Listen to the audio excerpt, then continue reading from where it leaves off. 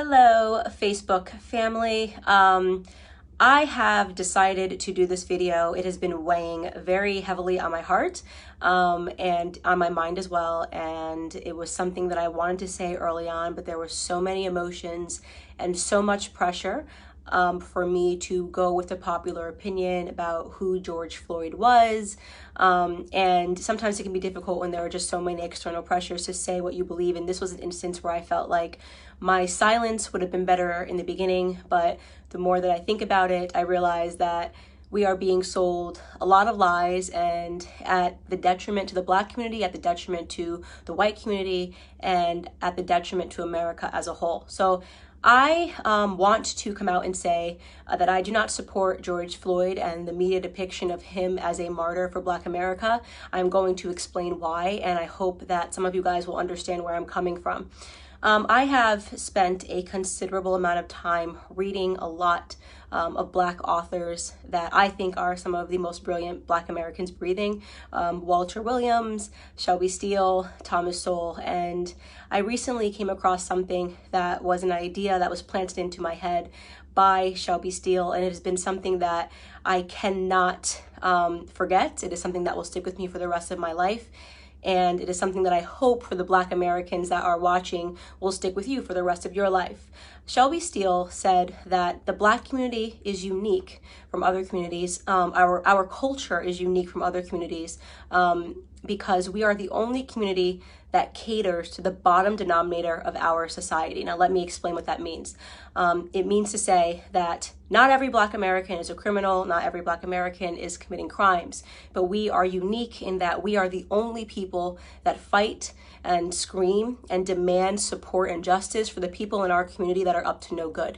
You would be hard pressed to find, a Jewish person who has spent 5 stints in prison, who commits a crime and dies while committing a crime, and that the Jewish people champion and demand justice for. You will be hard pressed to find this in white America. You'll be hard pressed to find this even in Latino America. If there is a person that is spent multiple times in prison, you are not going to see a bunch of Latinos coming out demanding justice for this person, even if, and I want to be very clear, what I'm saying is not any defense for Derek Chauvin. I hope Derek Chauvin gets the justice that he deserves to be, implemented upon him, and that the family of George Floyd deserves justice for the way that he died. But I also am not going to accept the narrative that this is the best the Black community has to offer.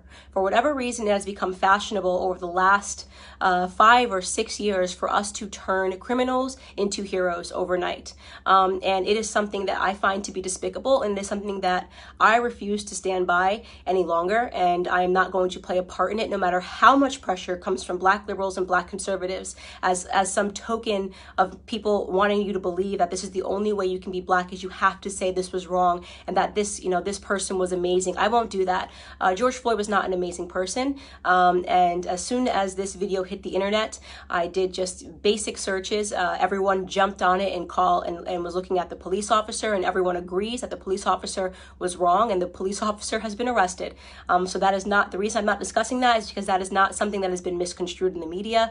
He has been turned into the devil that he is, and there is no reason for us to harp on that any longer, because white Americans are not uplifting Derek Chauvin as a victim or pretending that he's an amazing human being.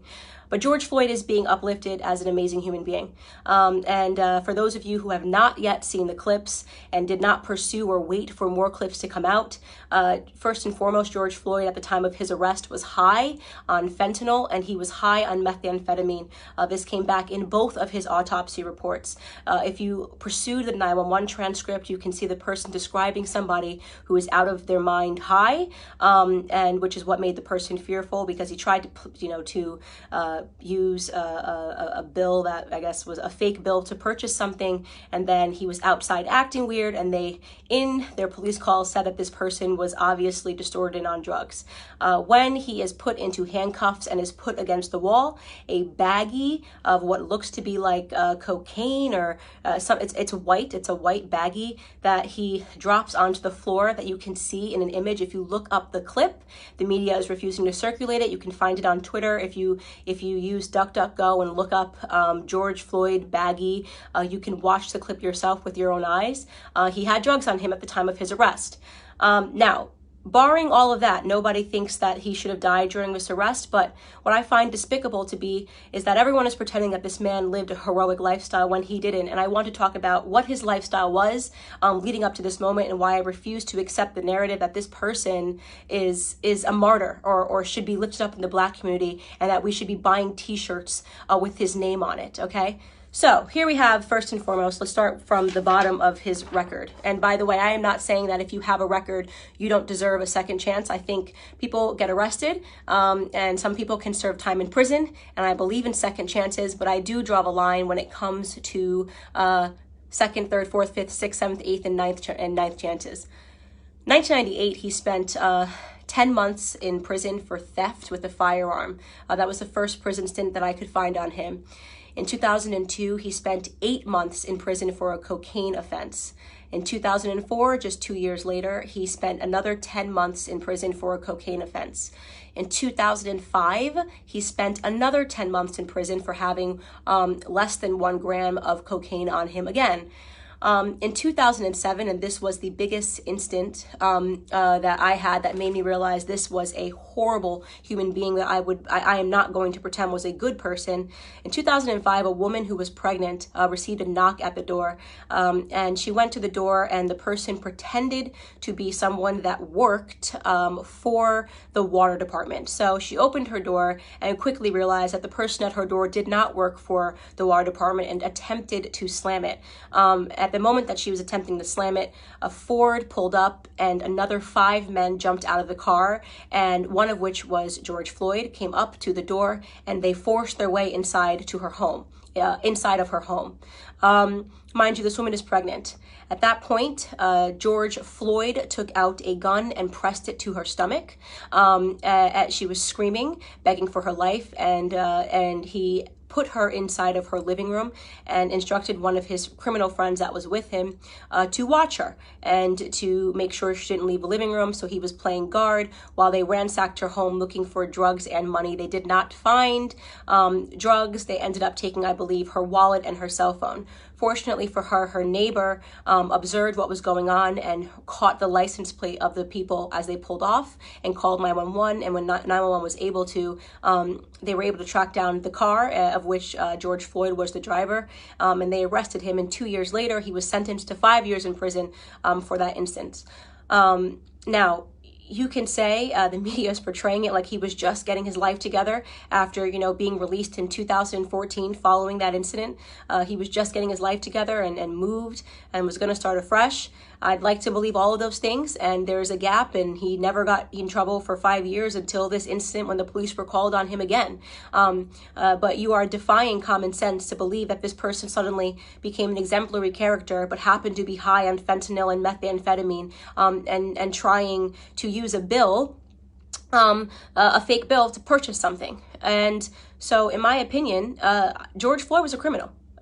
He was a criminal, and just because he was a criminal doesn't mean he deserved to die at the knee of a police officer, but it does mean that I am not going to play a part of the broken Black culture that always wants to martyr criminals, who wants to pretend they were these upstanding human beings that just wanted to help society, that just wanted to reach out and uplift society. And he has a rap sheet that is long, that is dangerous. He was an example of a violent criminal his entire life. Okay, up until the very last moment. Now, again, I want to be clear. This is not a defense for Derek Chauvin. No one that I have spoken to, no one in the news is defending Derek Chauvin. He is getting what he has coming to him. Okay, great. But why are we pretending that this criminal should be upheld as a citizen, as a martyr in Black America? A martyr for a fake narrative, by the way. Police brutality, racially motivated police brutality is a myth. Okay, so let's get into that. Not only are we using this death, right, and allowing it to cause these riots and protests, pretending this was some upstanding citizen in the Black community who was tackled down and